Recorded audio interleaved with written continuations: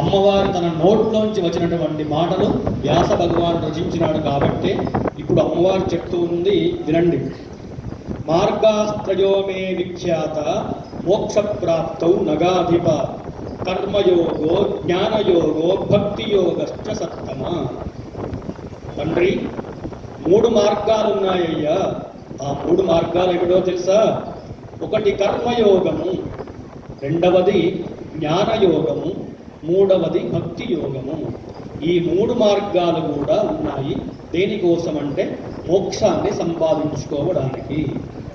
మరి ఈ జ్ఞానయోగం అంటే ఏమిటి, కర్మయోగం అంటే ఏమిటి? ఈ కర్మ అంటేనే మనకు అర్థమవుతున్నది, కర్మలు చేస్తూ ఉండాలి అంటే యజ్ఞాలు యాగాలు చేస్తూ ఉంటే వాటిని కర్మయోగము అంటూ ఉంటాం. ఇంకొకటి జ్ఞానయోగము, అన్ని సకల వేదాలు శాస్త్రాలన్నీ చదువుకొని చక్కటి జ్ఞానాన్ని సంపాదించినప్పుడు అది జ్ఞానయోగం అవుతుంది. ఇంకొకటి అందరికీ అందుబాటులో ఉండేది, సులభంగా దొరికేది, అది భక్తి యోగము అని చెప్తున్నది. ఒకటి కర్మయోగము, రెండవది జ్ఞానయోగము, మూడవది భక్తి యోగము. ఈ భక్తి యోగము ఎన్ని రకాలుగా ఉంటుందో మళ్ళీ చెప్తున్నదమ్మ. ఒకటి త్రయాణం అప్యం యోగ్య కర్తుం శక్యోస్తి సర్వదా. ఈ 3 భక్తి యోగంలో 3 రకాలుగా ఉన్నాయి. ఒకటి తామసీ భక్తి, రెండవది రాజసీ భక్తి, మూడవది సాత్వికీ భక్తి. భక్తి మార్గంలో 3 రకాలుగా ఉన్నాయి తండ్రి. ఒకటి తామసీ భక్తి, రెండవది రాజసీ భక్తి, మూడవది సాత్వికీ భక్తిగా చెప్తూ ఉన్నది. దీనిలో అర్థమేమిటి? తామసీ భక్తి అంటే అర్థమేమిటి? రాజసీ భక్తి అంటే అర్థమేమిటి? సాత్వికీ భక్తి అంటే అర్థమేమిటి? నేను చెప్పడం కాదు, అమ్మ చెప్తోంది. మళ్ళీ ఈ 3 భక్తులున్నాయి. తామసీ భక్తి అంటే ఏమిటో ఇప్పుడు చెప్తూ ఉన్నది, శ్రద్ధగా వినండి. పరపీడాం సముద్దిశ్య దంభం కృత్వా పురస్సరం మాత్సర్య క్రోధయుక్తో యస్తస్య భక్తిస్తు తామసీ. ఎంత చక్కటి మాట చెప్తోందో. ముందుగా తామసీ భక్తి అంటే ఏమిటో చెప్తూ ఉన్నది. పరపీడాం సముద్దిశ్య, ఎప్పుడూ పరులను హింసించడానికి చేసే పూజలన్నీ ఏవైతే ఉంటాయో తన కోసం చేసుకోడు, వాడు నాశనం కావాలి, అదే వాడికి. ఎదుటివాడు నాశనం అవ్వాలి అనుకునే భక్తి ఉంటుంది చూసారా? అటువంటి భక్తితో ఎవరైతే పూజలు చేస్తూ ఉంటాడో అది తామసీ భక్తి. ఎప్పుడూ అందరి యొక్క నాశనాన్ని కోరుకుంటూ యజ్ఞాలు యాగాలు చేస్తుంది. రాజకీయ నాయకులను చూస్తూ ఉంటాం కదా, వాడు గెలవాలని కాకుండా పక్కవాడిని ఓడగొట్టాలనే ప్రయత్నం చేస్తూ ఉంటారు. ఇదంతా కూడా తామసీ భక్తిగా చెప్తూ ఉన్నది. ఎప్పుడు కూడా పరుల యొక్క నాశనాన్ని కోరుతూ మాత్రమే ఎటువంటి పూజలైనా యజ్ఞాలైనా యాగాలైనా చేస్తూ ఉంటాడు. అంతేకాకుండా ఆ పూజల్లో భక్తి ఉండదు. ఎటువంటిది ఉంటుంది? దంభం కృత్వ. దంభం అంటే ఆడంబరాలు, కోలాహలాలే ఎక్కువగా ఉంటాయి. అటువంటి భక్తిలో ఇంకేముంటాయి? మాత్సర్య క్రోధ సంయుక్త. మదము, మాత్సర్యము, క్రోధము, ఎప్పుడు కోపంతో మాట్లాడేవాడు, ఎప్పుడు మాత్సర్యాన్ని కలిగి ఉన్నవాడు, ఇటువంటి అన్ని లక్షణాలు కలిగినటువంటి వాడు చేసే భక్తి తామసీ భక్తి అని చెప్తూ ఉన్నది ఆ తల్లి. మనమైతే కాదు కదా తామసీ భక్తి. ఓకే, ఇప్పుడు రెండవది రాజసీ భక్తి గురించి అమ్మవారే చెప్తూ ఉన్నారు. ఇప్పుడు రాజసీ భక్తి అంటే ఏమిటి చక్కగా చెప్తోంది, వినండి శ్రద్ధగా. పరపీడాది రహిత స్వకల్యాణార్థమేవ చ నిత్యం సకామో హృదయే యశోర్తి భోగలోలుప. అక్కడనేమో ఏమన్నది? పరపీడాం సముద్దిశ్య. ఇక్కడేమంటోంది మళ్ళీ ఆ తల్లి? పరపీడాం సముద్దిశ్య అక్కడన్నది పరపీడాది రహిత. వాడికి ఎవ్వడక్కర్లేదు, పక్కవాడితో అసలు సంబంధమే లేదు. ఈ రెండో వాడు రాజసీ భక్తి కలిగి ఉన్నవాడు ఎలా ఉంటాడు? పరపీడాది రహిత, కేవలం స్వకల్యాణం. ఎప్పుడు నేను బాగుండాలి, నా పిల్లలు బాగుండాలి, నా కొడుకు బాగుండాలి, నా కొడుకు ఉద్యోగం రావాలి, అమెరికా వెళ్ళాలి, నాకు డబ్బులు రావాలి, ఈ విధంగా కేవలం నేను నేను నేను అనుకుంటూ ఉండేవాడే రాజసీ భక్తి కిందికి వస్తూ ఉంటుంది. ఇంత గొప్ప మాట చెప్పండి.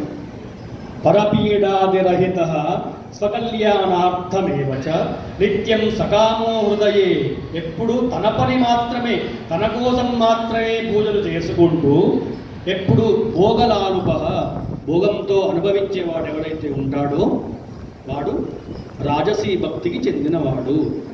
తామసీ భక్తి ఆ విధంగా ఉన్నది, రాజసీ భక్తి ఆ విధంగా ఉన్నది. ఇప్పుడు సాత్వికీ భక్తి అంటే ఏమిటో చెప్తూ ఉన్నది ఆ తల్లి. తత్తత్ఫల సమావాప్త్యై ఉమాపుస్తేది భక్తితః వేదబుద్ధ్యాద్ మాం స్వస్వ దస్యాం జానాతి పామరః. ఇది రాజసీ భక్తి. ఇప్పుడు వేదోక్తత్వం దవశ్యంతత్ కర్తవ్యంతు మయానిషం ఇది నిశ్చిత బుద్ధిస్తు వేదబుద్ధి ఉపాశ్రితః కరోతి ప్రీతయే కర్మ. ఎవడైతే కర్మలన్నీ కూడా శ్రీ పరమేశ్వర ప్రీత్యర్థం, శ్రీ దుర్గాదేవి ప్రీత్యర్థం చేస్తుంటారు చాలామంది. అంటే తన కోసం కాకుండా లోక కళ్యాణం కోసం ఎవడైతే చేస్తూ ఉంటాడో ఆ భక్తి సాత్వికీ భక్తి. లోక కళ్యాణం కోసం చేస్తాం మనందరం, చేస్తారా? చాలా సంతోషం. ఆ విధంగా ఉన్నారంటే సంతోషమే కదా. అప్పుడు ఏ కార్యం చేసినా నా కోసం కాదయ్యా, భగవంతుడి కోసం చేసేవాడు ఎవడైతే ఉంటాడో, ఎందుకంటే భగవంతుడు మనకు మానవ జన్మనిచ్చినాడు, ఇంతకన్నా ఏం కావాలి నీకు ఇవ్వడానికి? ఇంత గొప్ప జన్మనిచ్చినాడు కాబట్టి నీవు మళ్ళీ భగవంతుడికి ఏమి ఇవ్వవా? కనీసం భగవంతుని కోసం ఒక పత్రమో పుష్పమో ఏదో ఒకటి సమర్పించవా? చెప్పండి. మనకు మానవ జన్మని ఇచ్చినాడు అంటేనే ఇంతకన్నా గొప్ప విషయం అంటూ లేనే లేదు. 84 లక్షల జీవరాశుల్లో అత్యంత గొప్ప మానవ జన్మనే. మానవ జన్మ రావడం అంటే సామాన్యమైన విషయం కాదు. ఎన్నో లక్షల పుణ్యం, ఎన్నో లక్షల జన్మాంతరాల పుణ్యం ఉంటేనే తప్ప మానవ జన్మ రాదు. కాబట్టి మనందరం కూడా మానవ జన్మ ఎత్తినామంటే లక్షలాది సంవత్సరాలుగా అనేక జన్మలెత్తి ఎత్తి ఎత్తి పుణ్యం చేసుకుంటే మాత్రమే ఈ జన్మ వచ్చింది. కాబట్టి మానవ జన్మ వచ్చినందుకు మనందరికీ కావాల్సింది ఏమిటి? ఆ మిగతా జీవరాశులకు లేనిది మనకున్నది ఏమిటి అంటే బుద్ధి. అందరికీ ఉంటుంది బుద్ధి, జీవులు కూడా ఉంటుంది. ఒక్కటే, వాటికి భగవంతుడంటే తెలియదు, మనకు భగవంతుడంటే తెలుసు. కుక్క వస్తుంది, మొక్కుతుందా? ఇక్కడికి వచ్చి రాదు, మొక్కదు. కానీ మన చేతులు ఆటోమేటిక్గా పైకి లేస్తాయి దేవుడు కనబడతాడు. అదే తేడా. 84 లక్షల జీవరాశుల్లో వాటికి లేనిది మనకున్నది ఒక్కటే, అదే విచక్షణ అంటారు. విచక్షణ. ఏది తప్పు ఏది ఒప్పు అని తెలిసినప్పటికీ మనం అనేక తప్పులు చేస్తూ ఉంటాం. భగవంతుడు మనకి ఇచ్చింది మానవ జన్మతో పాటుగా చక్కటి విచక్షణ కూడా ఇచ్చినాడు. కాబట్టి ఇది ఈ విధంగా ఎవరైతే భగవంతుని కోసం చేసే కర్మ ఏదైతే ఉందో ఆ పూజలు కానీ యజ్ఞాలు కానీ అదంతా కూడా సాత్వికీ భక్తి కింద వస్తూ ఉంటుంది. ఇంతకన్నా గొప్ప భక్తి కూడా ఉంది, అది పరాభక్తిగా చెప్తూ ఉన్నారు. అమ్మవారే చెప్తూ ఉన్నది, ఎవరైతే అమ్మవారి పైన ప్రేమతో సేవ చేసుకుంటూ తన కోరిక ఏదైతే ఉందో చెప్పుకుంటూ మనస్సులోనే తల్లి నీవు తప్ప నాకు దిక్కులేరమ్మా అని ఎవరైతే ఏడుస్తూ కళ్ళల్లోంచి నీళ్ళధార కార్చుకుంటూ అమ్మవారిని ఎవడైతే పూజిస్తూ ఉంటాడో సేవిస్తూ ఉంటాడో అది పరాభక్తిగా చెప్తూ ఉన్నారు. ఎంత గొప్ప భక్తి రావాలి, అటువంటి శ్రద్ధ రావాలంటే పూర్తి నమ్మకాన్ని అమ్మవారి పైన ఉంచితే తప్ప అటువంటిది రాదు. కళ్ళల్లోంచి ధారలు కారుస్తూ తల్లి నీవు తప్ప నాకు దిక్కెవరమ్మా అని ఎవడైతే ప్రాధేయపడుతూ ఉంటాడో అది పరాభక్తి అట. సాత్విక భక్తి, రాజసీ భక్తి, సాత్వికీ భక్తి, ఇది పరాభక్తి. కాబట్టి మనందరము దేనికి చెందిన వారమో చెప్పండి.